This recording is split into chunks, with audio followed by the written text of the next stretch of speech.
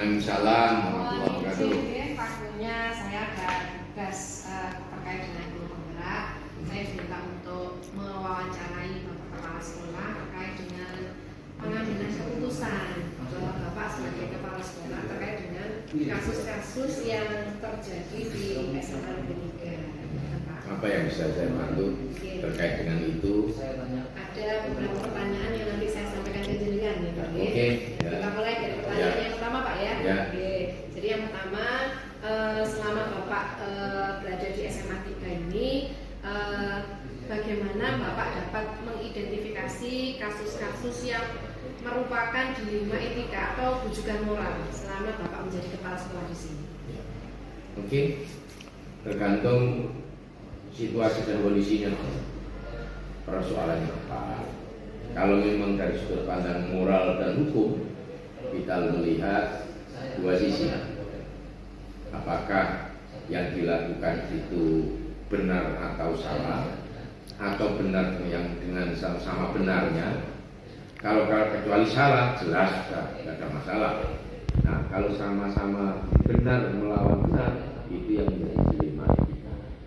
Maka harus ada solusi-solusi yang terbaik. Apa yang harus dilakukan? Yang pertanyaan kedua Pak Dir, jadi selama ini Bapak sebagai kepala sekolah itu menjalankan pengambilan keputusan di sekolah yang Bapak pimpin, terutama untuk kasus-kasus di mana ada dua kepentingan yang sama-sama benar atau sama-sama mengandung nilai kebajikan. Oke, dalam konteks itu saya tidak bisa berdiri sendiri.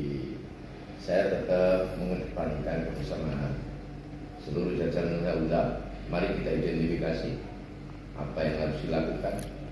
Kalau memang sama-sama benar, kita ambil yang terbaik untuk anak itu untuk mengambil satu keputusan.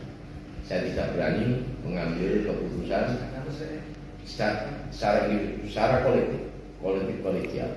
Sebagai seorang pimpinan, barangkali akan lebih jernih bila ada masukan-masukan dari seluruh jajaran yang saya percaya. Mulai dari Bapak Kasek, terus ada Arsi Paris, ya dulu guru-guru semua kita hadirkan untuk mendiskusikan ini. Setelah kita identifikasi, kita simpulkan, kita putuskan. Nah, itu selama ini kita lakukan. Berarti untuk langkah-langkahnya Bapak terkait dengan prosedur penyelesaian masalah yang Bapak lakukan itu seperti apa? Tergantung permasalahannya apa. Kalau memang permasalahannya urgent, ya secepatnya kita ambilkan. Kita bisa mendatangkan seperti yang saya sampaikan, tidak nyawakan BK sudah bisa kita libatkan, orang tuanya bisa kita libatkan, anaknya juga bisa kita libatkan. Apakah yang kita identifikasi itu benar? Jangan-jangan miskomunikasi saja. Jangan-jangan laporan seseorang belum tentu benar. Kita tidak bisa, banyak dengan teknologi ada juga menggunakan yang kita rekam dengan CCTV, kita buktikan dengan ada suara apakah benar. Kalau itu kejadian di sekolah, kalau kejadian di luar, ya sudah itu wilayah di luar. Nah, walaupun begitu, karena itu murid-murid kita atau guru, permasalahan-permasalahan yang ada di sini tetap bisa diselesaikan dengan secara musyawarah dan mufakat. Dari yang saya tangkap ini tadi berarti Bapak dalam pengambilan keputusan itu harus ada analisis Pak ya? Analisis, ada menentukan solusi. Betul. Ada banyak solusi. Ya.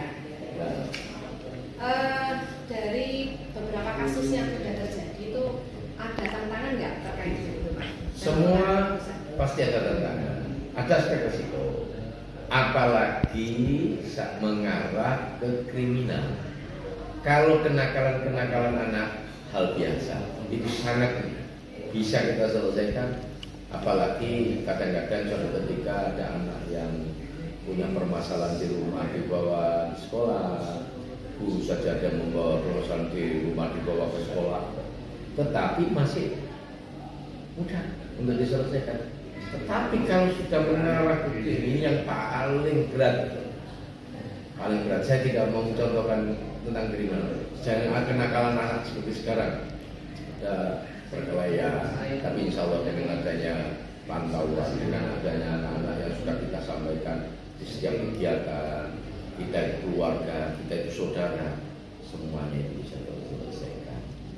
Wajib itu disampaikan bahwa kita semua adalah saudara. Nah, itu. Dari jawaban yang jenengan sampaikan tadi terkait dengan faktor-faktor yang mempermudah yang saya tangkap ini, jenengan selalu dalam mengambil keputusan tidak sendiri, jenengan selalu mengajak stakeholder wali kelas dan semuanya kan Pak Nggih.